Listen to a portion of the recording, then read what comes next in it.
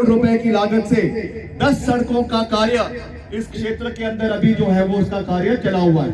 पीछे जब मैं चंबा में आया था एक कार्यक्रम में, हमने वहां पर उस समय मैं भरमौर नहीं आ पाया, मगर हमने चंबा से जितने भी यहाँ के विकास कार्य चल रहे थे उसकी एक बैठक अपने विभाग की करी, लोक निर्माण विभाग की करी, और हमने ये सख्त निर्देश विभाग के अधिकारियों को दिए थे कि जितने भी कार्य यहाँ पे चल रहे हैं, चाहे वो PMKSY 1 के हैं, चाहे 2 के हैं, उनको समय के ऊपर वो कार्य पूरे होने चाहिए, जिसकी निरीक्षण हम समय समय पर शिमला से भी जो है वो वीडियो कॉन्फ्रेंसिंग के माध्यम से हमने किया, और उसको समय पर वो कार्य पूरा हो, ये हमारी वचनबद्धता है।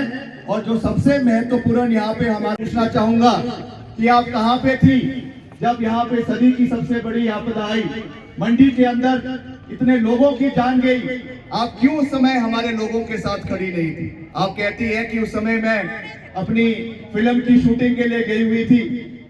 अगर आपके लिए लोगों के लिए इतना दुख दर्द आपके मन में होता तो आप जरूर हमारे लोगों के साथ उस मुश्किल समय में आपके साथ जो है वो खड़े रहते। मैंने तो पहले भी कहा कि हम, एक होता है MP सांसद वाला, हम दूसरे MP भी आपके, वो MP क्या है? मुश्किल समय का पारिवारिक सदस्य। वो हम आपके पहले भी थे, आज भी है और आगे भी रहेंगे। इसलिए मैं आपको ये विश्वास दिलाना चाहता हूँ, ज्यादा लंबा समय ना लेते हुए, कि आज एक बदलाव की लहर पूरे देश के अंदर, पूरे प्रदेश के अंदर चली हुई है। आज भाजपा के पास कोई उपलब्धि दिलाने के लिए नहीं है। आज जिस तरीके से हमारे देश के आदरणीय प्रधानमंत्री नरेंद्र मोदी जी जिस तरीके के भड़काऊ भाषण दे रहे हैं, जिस तरीके से धर्म के नाम पर, जिस तरीके से एक समुदाय के खिलाफ जो बयानबाजी आज बांसवाड़ा में उन्होंने राजस्थान के अंदर करी, आज तक किसी भी व्यक्ति जो उस उच्च पद के ऊपर बैठे हुए हैं, उन्होंने इस तरीके की भाषा अपने ही देश के लोगों के खिलाफ जो उनको घुसपैठिया कहा, ये बहुत दुर्भाग्यपूर्ण है। देश 130 करोड़ की आबादी है, जिसमें सब लोगों का समान विकास होना कांग्रेस पार्टी सरकार का जो है वो सोच रही है। और उसी तरीके से हिमाचल प्रदेश जो हमारा 70 लाख की आबादी है, यहाँ पे हर समुदाय, हर क्षेत्र, हर जाति का समान विकास करवाना ये हमारा दायित्व बनता है। आज जो ये लोग धर्म के नाम की बातें कह रहे हैं, हिंदुत्व के नाम की बातें कह रहे हैं, मैं तो हर मन से प्रत्याशी आई हुई है, हम तो उनका बहुत मान सम्मान करते हैं। मैंने तो कहा मेरी बड़ी बहन है, मैं उनका जो उन्होंने फिल्म जगत में नाम कमाया है हिमाचल प्रदेश का, उसके लिए मैं उनका बहुत मान सम्मान करता हूँ।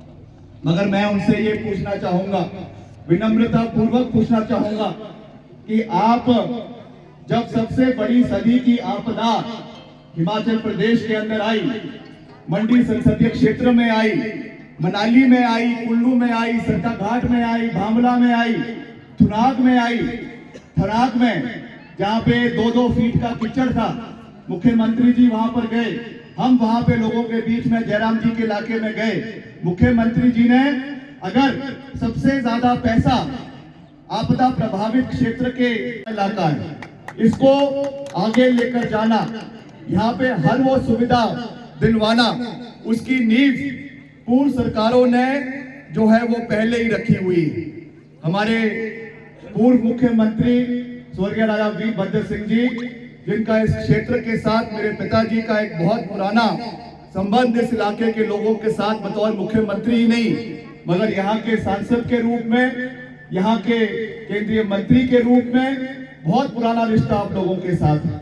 और मैं आपको ये विश्वास दिलाना चाहता हूँ कि हमारा आपके साथ केवल एक राजनीतिक रिश्ता ही नहीं, मगर जिस तरीके का रिश्ता मेरे पिताजी स्वर्गीय वीरभद्र सिंह जी का था, उसी तरीके का मजबूत रिश्ता आपके साथ आने वाले समय में पूरी मजबूती से बना रहेगा, बरकरार रहेगा।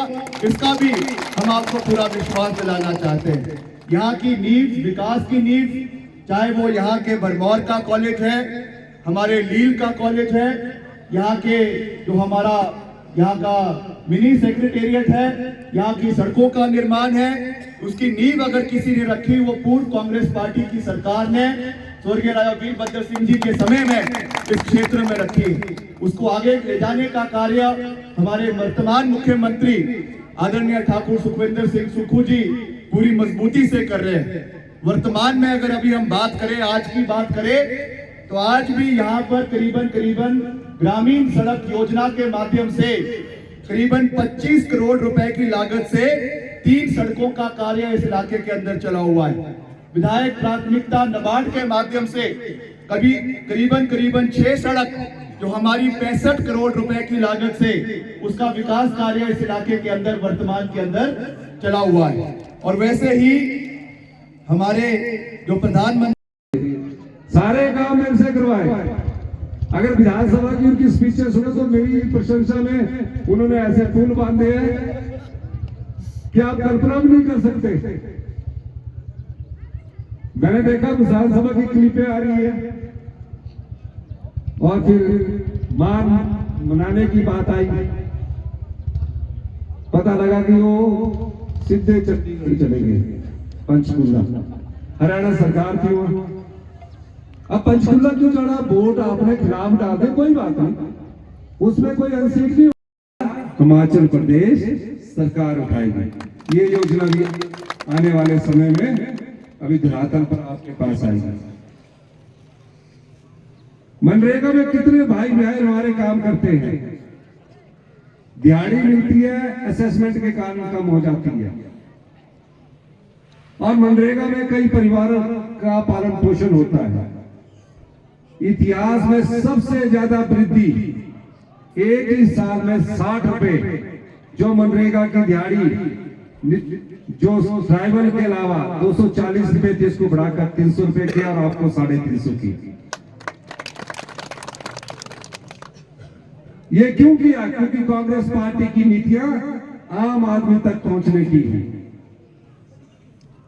आप गाय पालते हैं, भैंस पालते हैं, किसी ने सोचा था कि गाय का दूध भी सरकार खरीदेगी अगर इस रेट से कम जाएगा? हमने गाय के दूध पर मिनिमम सपोर्ट प्राइस 45 रुपए किलो दिया, भैंस के दूध के लिए मिनिमम सपोर्ट प्राइस 55 रुपए किलो दिया। अब जहां गाय भैंस होगी वहां गोबर भी होगा। हमने कहा कि गोबर से पैदा होने वाला जो एक गेहूं है या मक्की है, उसको भी सरकार 40 रुपए किलो के हिसाब से गेहूं खरीदेगी, 30 रुपए किलो के हिसाब से मक्का खरीदेगी। क्योंकि हम किसान के हाथ में पैसा देना चाहते हैं। ये सब योजनाएं अभी दूसरे बजट में थी और तभी राज्यसभा का चुनाव हुआ, और राज्यसभा के चुनाव में वो मेरे इन बजट में जो मैं योजनाएं लाए बहुत प्रशंसा कर रहे थे। माननीय मुख्यमंत्री जी ने बहुत अच्छा बजट प्रस्तुत किया। 6 तारीख को जो टिके हुए 6 विधायक थे वो डिनर भी साथ कर रहे थे, इनके साथ बड़ी गपशप मार रहे थे। कुलदीप सिंह पठानिया जी के साथ, नैयर सिंह के साथ भी 1-2 आदमी लगे हुए थे। हम भी पहुंच के विक्रमादित्य जी के साथ भी गप्पे मार रहे थे। अब सब लोगों के साथ गप्पे मार रहे, बजट में बड़ी बड़ी बातें कर रहे हैं। अब राज्यसभा के समय सबसे वरिष्ठ हिंदुस्तान के सुप्रीम कोर्ट के सबसे लीडिंग एडवोकेट को पार्टी ने चुना। पार्टी किसी को भी टिकट दे सकती है क्योंकि हम पार्टी के नुमाइंदे हैं। और ब्रेकफास्ट भी सवेरे किया, मतलब फ्रेश जूस मंगाया, ठीक रहेगा। बोला फ्रेश है, मैं बोला फ्रेश है, फ्रेश जूस पिलाओ जिनको। कोई बोले कि 2 अंडों का ऑमलेट अच्छी तरह बना के लाना। संजो क्या पता था कि ऑमलेट 1.5 खाएंगे, उसी वोट कांग्रेस के खिलाफ दे देंगे। और कांग्रेस के प्रत्याशी के खिलाफ वोट दिया, वोट दे दिया, कोई बात नहीं, मेरे से नाराजगी हो सकती है। हमारे साथियों को हमने कहा कि उनसे बात करो, हमारे साथी उनसे कुछ बात। खजाना खाली है लेकिन इच्छा शक्ति मजबूत थी, और हमने 1 साल में प्रयास किया कि इस खजाने को जो हिमाचल सरकार का है इसको भी दुरुस्त करना है। धीरे धीरे हम नीतियों में बदलाव करते गए, नियमों में बदलाव करते गए। कुछ हमने कड़े फैसले आम जनता के हित के लिए लिए, और ये भारतीय जनता पार्टी के नेता कहते रहे ओल्ड पेंशन स्कीम कोई भी नहीं दे सकता। आज हमने ऐसे कितने 4000 कर्मचारी हैं जो बेचारे छोटी छोटी नौकरी करके इस आशा में उम्मीद रखते थे कि हमने 35 साल सरकार की सेवा की है, विकास की गाथा में हमारा भी योगदान है। अगर उनको ओल्ड पेंशन स्कीम ना मिलती तो 3000 रुपया मिलना था या 2750 रुपया मिलना था। हमारी ओल्ड पेंशन स्कीम के द्वारा उन्हें 27,000 रुपया और 30,000 रुपया मिल रहा है। कि धीरे धीरे इस प्रदेश में हमने देखा कि और कैसे आम नागरिक को किस तकलीफ का सामना करना पड़ता है। मैंने पाया कि जो पटवारी है अगर इंतकाल करना है तो उसको कई चक्कर लगवाते हैं। तकसीम है तो दादे के समय शुरू होती है और पोते के समय चलती है। हमने राजस्व कानून का जन्म किया, आम लोगों की सुविधा के लिए, किसान की सुविधा के लिए हमने उन कानूनों में बदलाव किया, और पिछले 4 महीने में 1 लाख इंतकाल हमने किए, 7,500 तकसीम हमने किए। हमने देखा कि अनाथ बच्चे हैं। मुख्यमंत्री बनने के बाद मैं बालिका आश्रम गया, उन बच्चों ने मुझसे कोई मांग नहीं की, उन्होंने कोई अनुरोध नहीं किया। मैंने उनके भाव को समझा, उनके अंदर क्या भावना पनप रही है मैंने उसको जाना।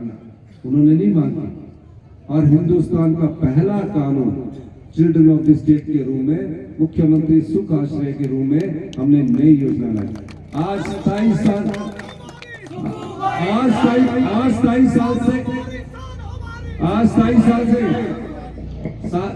साल तक सरकार पढ़ाई का खर्चा करेगी। फिर हमने एक और चीज देखी, कई हमारी बहनें बहुत जल्दी विधवा हो जाती है, घर में बच्चे होते हैं, कमाने वाला जब चले जाता है तो उस बहन पर क्या बीतता आती है। इस दूसरे बजट में मैंने 1,15,000 विधवा महिलाओं के बच्चों को, जिनकी उम्र जितना भी पढ़ना चाहे 27 साल तक, हमारी सरकार उनकी पढ़ाई का, उनकी हॉस्टल का, उनकी फीस का पूरा खर्चा उठाएगा। हमने फ्री राशन उपलब्ध करवाया, फ्री गैस का सिलेंडर उपलब्ध करवाया। 22,000 परिवार, कईयों की पशुशालाएं चलेगी, कईयों की भेड़ बकरियां बह गई।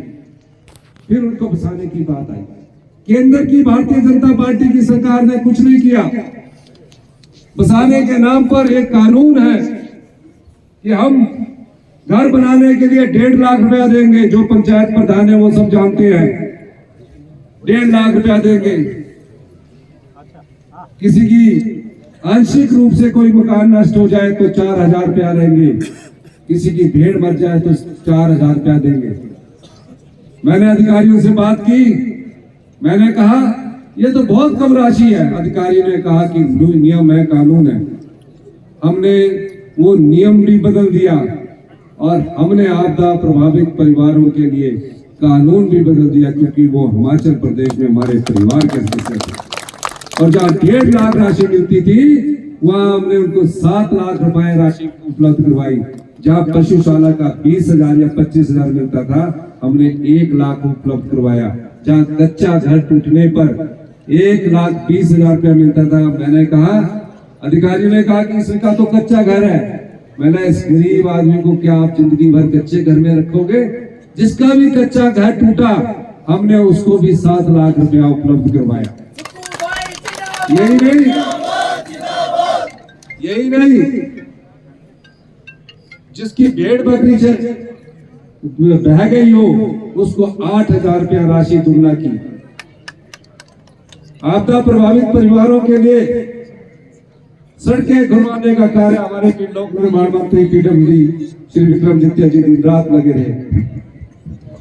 वो सबसे समृद्धशाली होगी और हिमाचल प्रदेश हिंदुस्तान का सबसे अमीर राज्य बनेगा, ये सोच कांग्रेस पार्टी की।